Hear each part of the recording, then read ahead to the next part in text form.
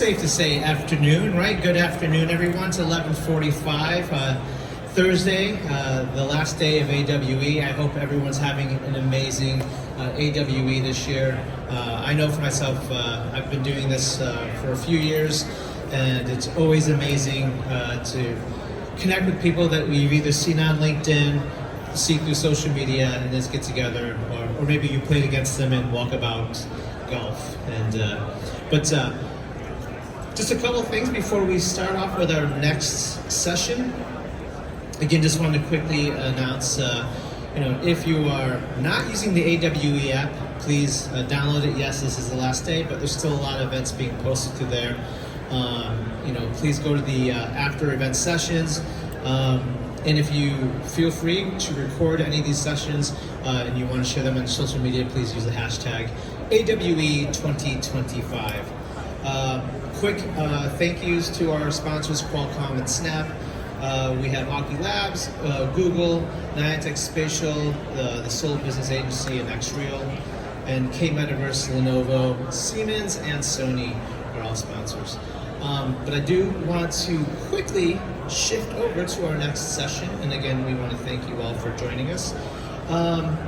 This upcoming session is AI and Metaverse, Advancing Spatial Intelligence, Spatial Computing, and Beyond in Synergy. Really, we're going to jump into this session exploring how spatial AI techniques such as 3D reconstruction, scene understanding, and SLAM, probably dive into Gaussian splats, enable more realistic, responsive virtual worlds. At the same time, immersive metaverse platforms provide rich, scalable environments for training and validating AI models by context. With that said, I'd like to invite up my four speakers. Today we have Yu Yang from NASA, we have Avi Barziv from XR Guild, Amy Lamar from WXR Fund, and Neil Trevitt, President of the Metaverse Standards Forum. Please give them a hand.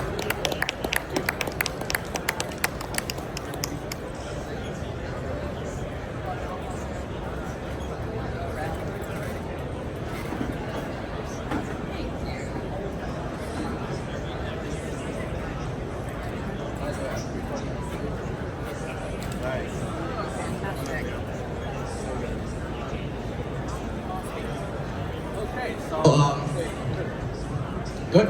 Okay. First of all, I'd like to say that my organization, MASA, Metaverse Acceleration and Sustainability Association, we are proudly sponsoring this stage, the next stage. And also we are working with Metaverse Standards Forum to organize this panel.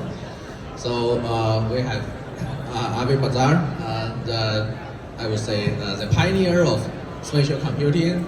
Actually, in my humble opinion, you are the father of spatial computing. And Neil Trevitt, president of Metaverse Standards Forum and the president of Kronos Group, also VP of NVIDIA. And Amy, she is a managing partner of WXR Fund. So I put together this panel, and when I got a chance to name this panel, I was thinking of I need to reflect the situation that AI and Metaverse, or AI and XR, or AI and spatial computing, whatever you call that, actually help each other. So it's not like XR needs AI, but it's like a bi-directional thing that they need each other, they are helping each other.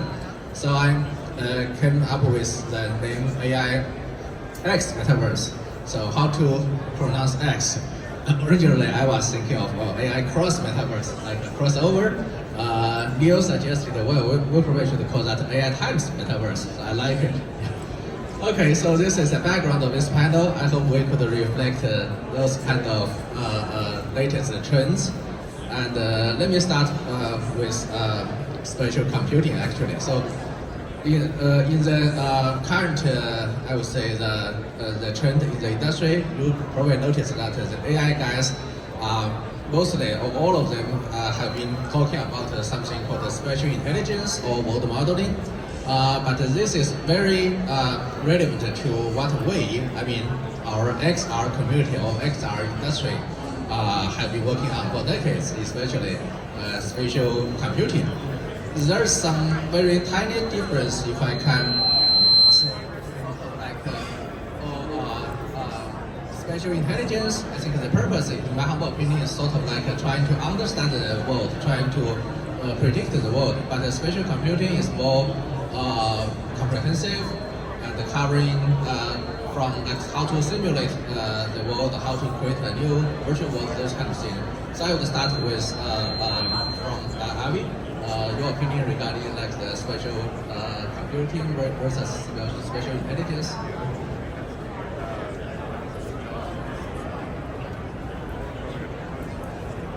Right, there we go. So, yeah, I think spatial computing is the umbrella. Spatial intelligence is one aspect of that. So I would agree that spatial intelligence is the understanding of the world, which is incredibly important for building context. That you can't do spatial computing unless you understand the space that you're in, right? Otherwise, that's really just VR. VR doesn't really matter where you are, you're going somewhere else. So if you want to augment the space at all, you have to understand the space. So that includes computer vision, it includes gesture tracking, it includes all those things I would put under spatial intelligence, but the most important one is the mapping of the space, the creation of a model of the space with the depth of the space and the materials, all that's super important. And spatial computing also, as you alluded to, the output, that what are you going to do with it? What are you going to do with that information? Are you going to let people interact with the world around them and see virtual things and touch, virtually touch, objects or characters, or use your eyes to control UI? Spatial computing includes all that of what do you do with it and how do you interact. And the AI is getting there. The AI is not there yet, right?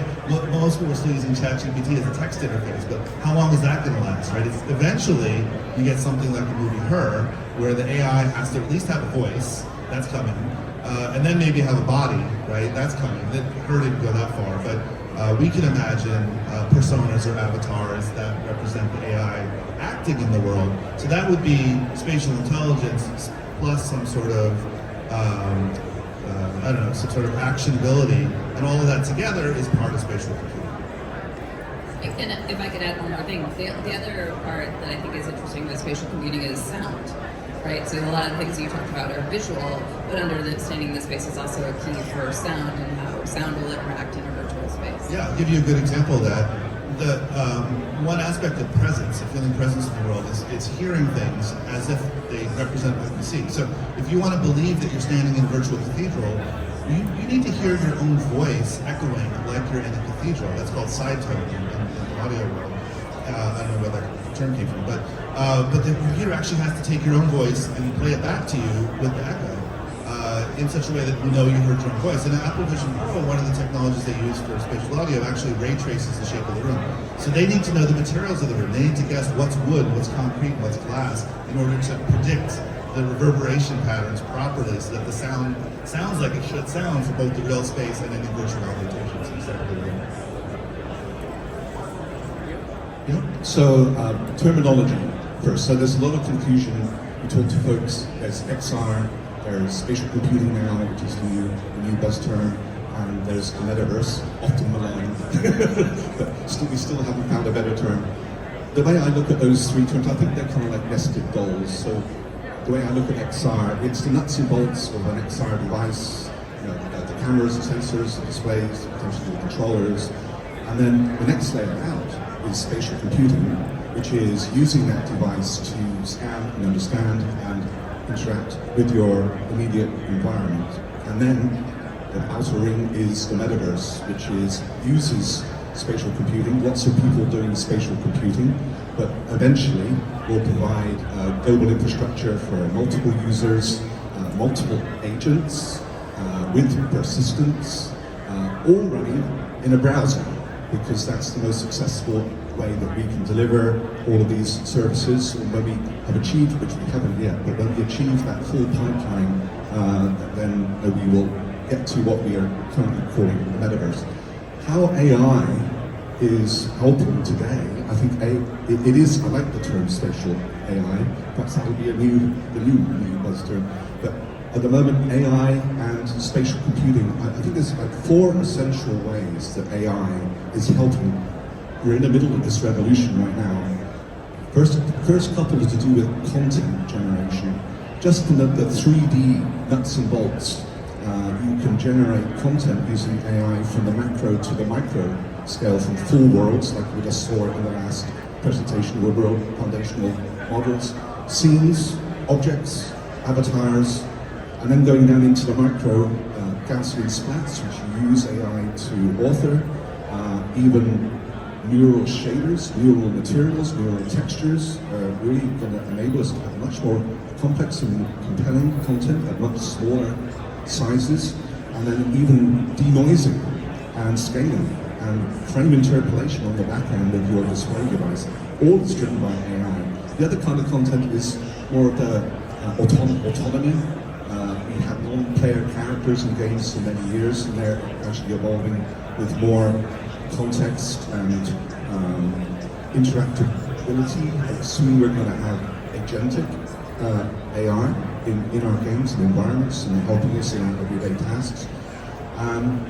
Another way that I think AI is really changing things is as a semantic understanding of our immediate surroundings and the human user too. Natural language interface, gesture tracking, body tracking. We're going to be able to interact with our computer devices in a much more natural way. And last but not least, I think kind of the meta use, I can't use that word, use of AI is actually looking at all these systems, monitoring them, potentially managing them, managing resources. It could be in the real world or the virtual world, and potentially even intervening. So you can have an AI monitoring usage guidelines on a multi-user environment. You know, that is going to be just as important as actually implementing is making sure these things don't go off the rails. So there's lots of interaction points. But I like the term AI times or cross spatial computing, because that is the revolution that we're in the middle of right now, trying to figure all that stuff out.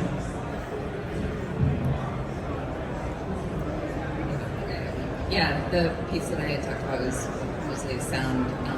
You know, but we always think visual first, but just interacting, natural language processing, translation. How does the sound reverberate in the spatial place? I think all of that, and then just the other thing I would add is just efficiency with, of scaling development that you have with things that even aren't the metaverse, right? Like being able to QA it easier, and writing those algorithms to test the things that are being built and get the content through quicker that way too.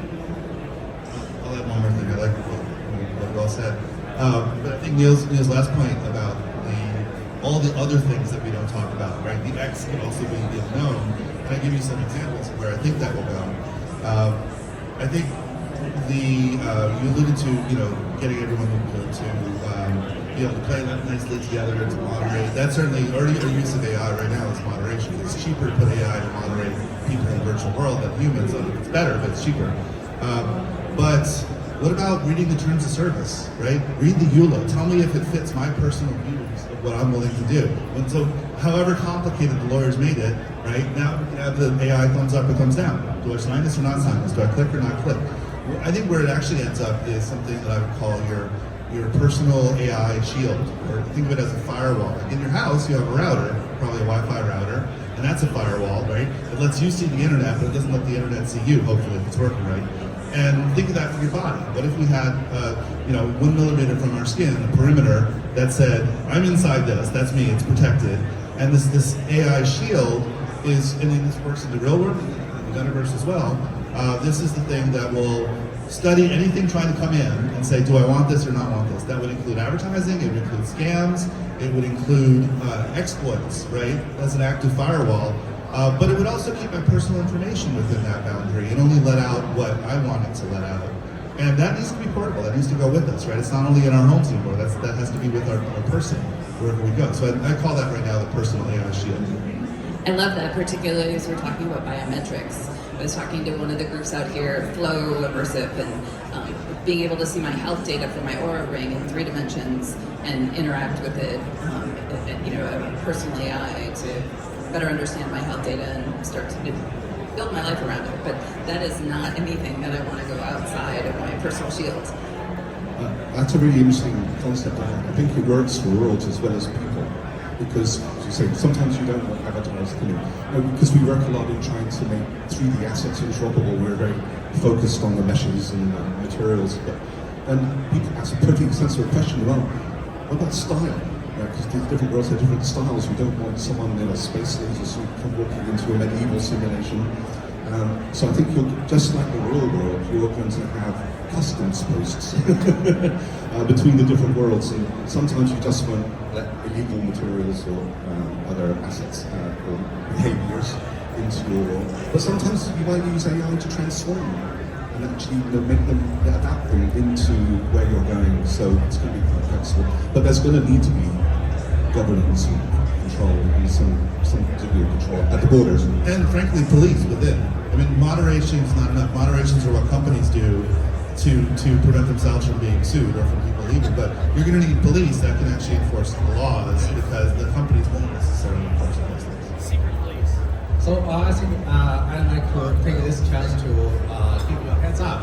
So a Metaverse Standard Forum, we are actually cooking something really big.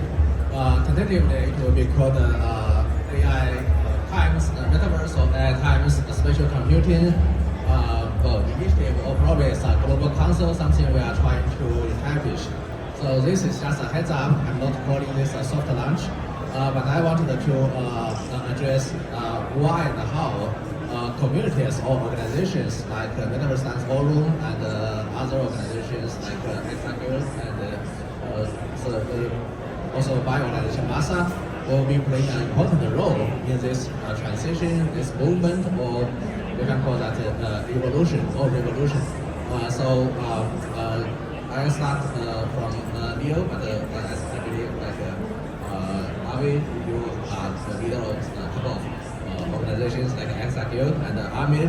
In addition to your investor role, you are also on a couple of multiple organizations.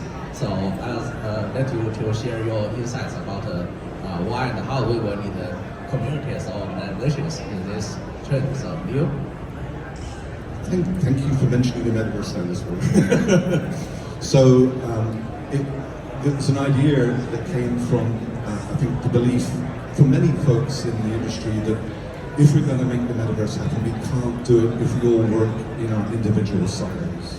And both in industry and in the standards community too, that the natural understandable behavior is everyone is so heads down, so busy, and trying to do their particular thing that you don't often look over the parapet to see what other folks are doing, whether you can leverage them, whether you're duplicating their work that they've already done. Can you help them to mutual benefit? So if you remember one thing about the Metaverse Standards Forum from today, it's not another standards organization, because we already have lots of super standards organizations. We have hundreds of organizations out there at various times. Exaguild is just one awesome example. Chronos I work for, but there's hundreds of others doing awesome work. We're not trying to duplicate or steal their work. We exist to try to provide a neutral forum for them to come together to communicate, so we can all move forward better through cooperation and community. I like to think of it as the glue between the other standards forums, right? They all operate separately. They don't always talk to each other, and sometimes they duplicate. So if we get them to talk, then we can deduplicate it and actually get more work done because we'll cooperate. So it's really important. Yeah, and we're still learning how to do it, but we have some examples of communities, different SDOs coming together and actually building their own real little micro communities. You have real examples of adding value and preventing fragmentation, so we're happy to do it. We all learn a lot. It's actually fascinating to be in the middle of it.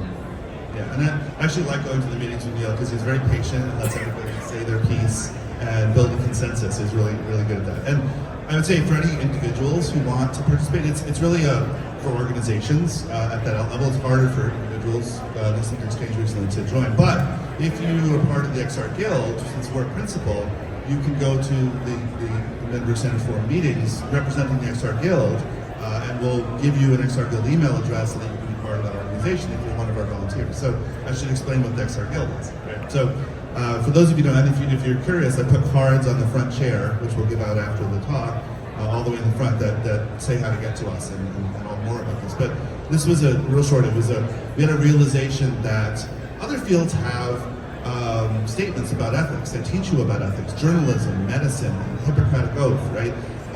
Lawyers even have ethical standards, right? Maybe a little different than other fields, but they have ethical standards. Even military, whether you agree with war or not, the military has ethical standards about how they conduct themselves because they need them, because there's a vast power differential. And whenever that happens, you need to protect the vulnerable people with ethical standards. And that's what happens, or when bridges fall down, or when doctors hurt people. So we wondered, why don't we have that in computer science? Why did I not have any classes on ethics? I've learned all this outside. And so we said, let's start that. Let's make sure that the professionals in the field have resources to understand ethics and to make their own decisions, but to understand what's important about ethics. And then work with the schools as well. So tomorrow I'm going up to USC. They have a Center for Ethics now. They got some funding. So I'm going to go talk there. And it's great to see schools doing this. So we need to educate the next generation about ethics. So what do we do practically? We put out a library. So if you go to library.xarguild.org, we have tons of resources about all the things that can go wrong and what the metaverse should be. All sorts of really great stuff to read. We have mentoring that we're starting. Actually, Amy's on our board of directors, so she's been very instrumental in helping to start the mentoring program. And we also have a set of principles that we share. So if you go to principles.xrguild.org, you'll see more about our principles. We love for companies or individuals to read those, like those, adopt them, change them if you need to, that's okay. But join us to say that this matters. Yeah, and just to add to that, we've recently incorporated AI to bring it back to the theme of the panel. So now it's not just XR, but it's XR plus AI, because we understand that there's an integration between those two emerging technologies as well. So XR Guild is covering more than just XR. With my another hat, I'm also on the board of the Virtual World Society. So recently I was appointed to chair their projects committee. I think non-profit organizations, alliances, consortiums, forums, associations, I think the key thing is about the consensus, about the shared vision, about collective efforts that we do together. So actually, not only WWS, we are actively seeking new project proposals, but I believe like Metaverse and the Forum and the other organizations, and also MASA Metaverse Acceleration and Sustainability Association, we are looking for proposals from volunteers, from the global community to say what kind of thing we could do together, which the outcome could be greater than what we could individually do. So I think that's a key why societies associations are playing very important role in this evolution or revolution. So I just want to add this. Yeah, I mean, perhaps I can just put my Kronos hat on. And where do SDOs find value? Because we are also busy. Do we have the cycles to go and cooperate? It's really important, and we and I hope many other standards organizations are getting value, because what the forum can do, because it has a wide membership, we can do pre-standardization work, which is generating use cases and requirements. And I can speak from experiences, all surprisingly difficult for standards organizations trying to build these open standards to actually get the industry to tell you what they need. And so if we can enable and accelerate that input process into standardization, that is actually a real tangible value that will move the needle on how fast we get the standards that we need and will actually do the things that we want. And then on the outside, once we have standards, it's awesome if the community actually tests it out in a real way, actually doing test beds, and you say USD and GLTF, but it's right, but do they? Let's actually try it and get some assets and run it through the pipeline. I guarantee you, unless it's tested, it doesn't work. So both pre and post, it's a real value to the standards. So if the folks are here in standards organizations, join all these organizations here, and the forum is one that is the kind of higher level cooperation. I think that's the last thing I want to say on that. It's just that we've sort of subtly said we need help. It's like, look, at least several of us are on 2 or 3 different organizations and helping to lead. But the industry is whatever the people in the industry do, right? We're the sum of all of our work. So the more you can step up and join and help and volunteer, the better it's going to be. If you have the right intentions, you're going to spread that to other people, and the more fun it is. The more people get involved, the greater it is to work with other people to do meaningful things. So we still have a few minutes. I want to address another topic. So in the intersection of XR and AI, or let's say spatial computing and AI, or metaverse and AI, so there are lots of new opportunities. So it's like the emerging or the intersection of XR and AI is actually making possible. So there are lots of new opportunities for entrepreneurs or for companies and also for investors. So I start from Amin, like what we want to share with our audience, new opportunities about doing something new or doing something like better as an entrepreneur or as an investor. What kind of new opportunities or overall are you predicting there will be big chances in the intersection of XR and AI? For sure, there's a lot. So we've been investing in this space for 7 years, and obviously the space has changed quite a bit.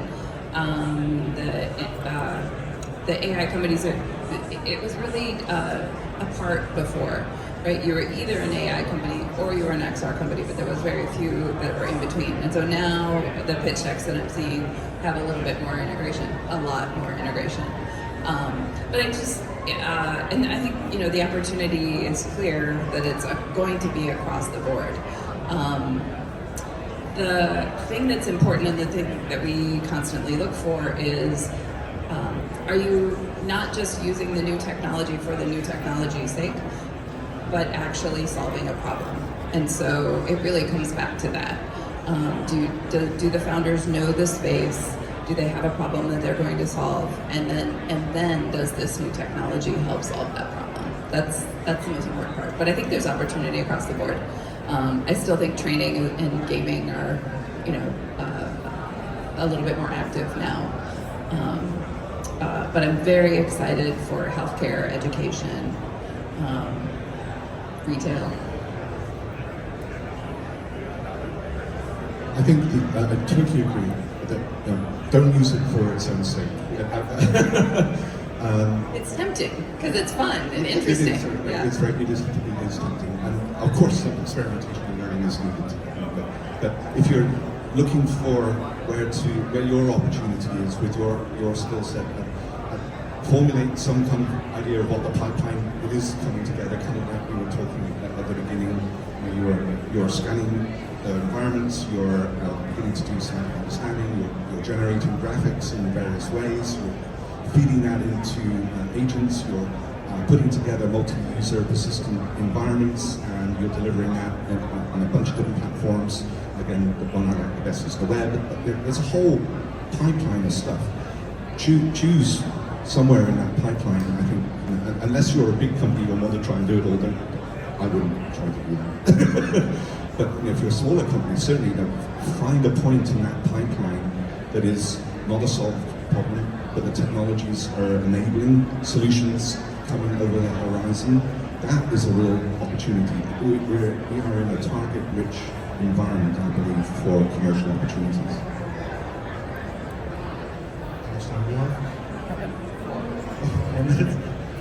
That's fine. I can try to tell an answer. I'll give you two answers. One is quick. The area that I got into into XR for in 1992, the reason I got into it is because I wanted to tell stories and make movies. And I started doing it. I'm like, oh, the tools suck. I can't do it yet. The hardware sucks. The software sucks. Nothing is working. So I have to go spend 30 years trying to write this stuff and build it.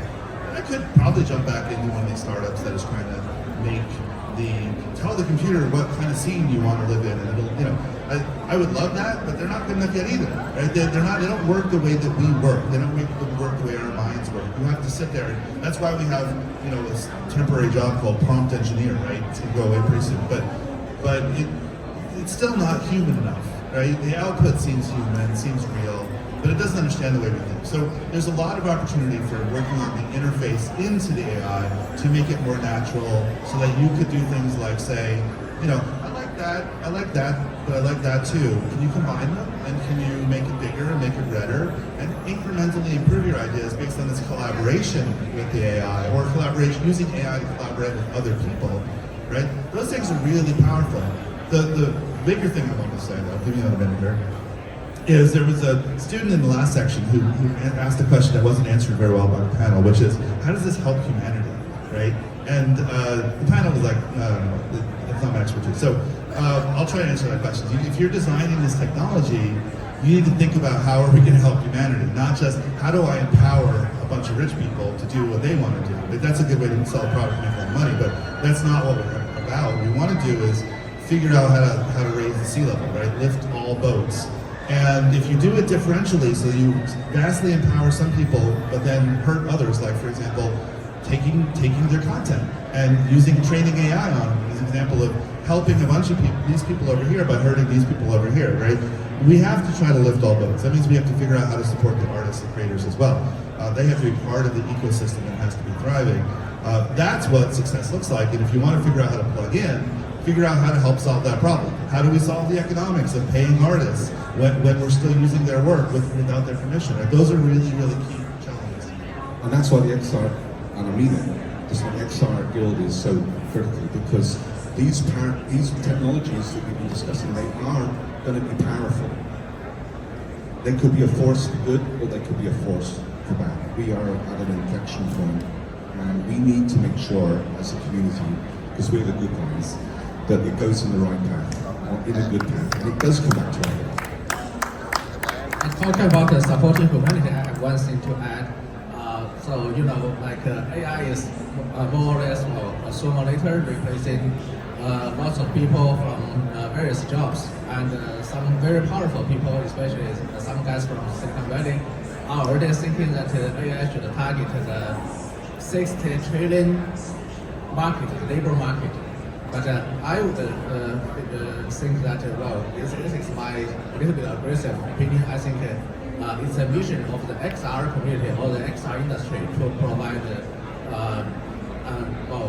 different types of works, different types of jobs in the virtual world or in special computing, whatever. It's our mission to redefine work, redefine jobs. So people cannot just rely on well-being. They need to be recognized. They need to have dignity. So they need to have some work to do. So it's our job to provide more jobs, to define more jobs. Let's give running out of my time. So thank you so much.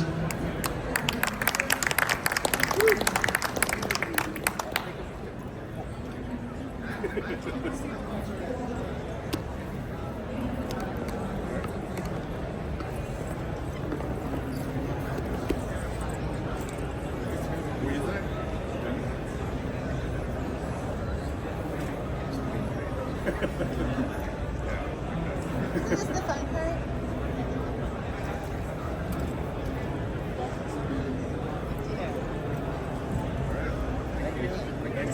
Yeah.